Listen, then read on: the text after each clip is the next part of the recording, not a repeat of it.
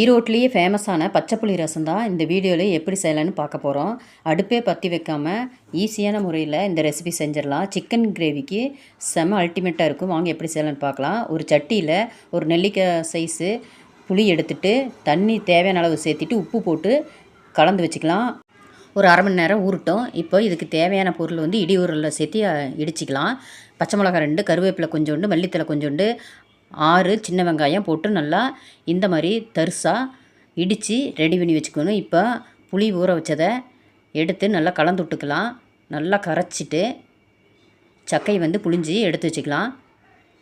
இப்போது இடி ஊறலில் கொஞ்சமாக தண்ணி சேர்த்தி புளியில் சேர்த்திட்டு தேவையான அளவு புளிப்புத்தன்மை பார்த்து தண்ணி கலந்துட்டு இதில் இடித்து வச்ச பச்சை மிளகா, கருவேப்பிலை, மல்லித்தலையும் போட்டு நல்லா கலந்து விட்டுட்டு கடைசியாக மிளகுத்தூள் 1/2 டீஸ்பூன் கலந்து கரைச்சோம்னா சூப்பரான முறையில் பச்சை புளி ரசம் ரெடி. நீங்களும் ட்ரை பண்ணி பாருங்கள் இதே மாதிரி.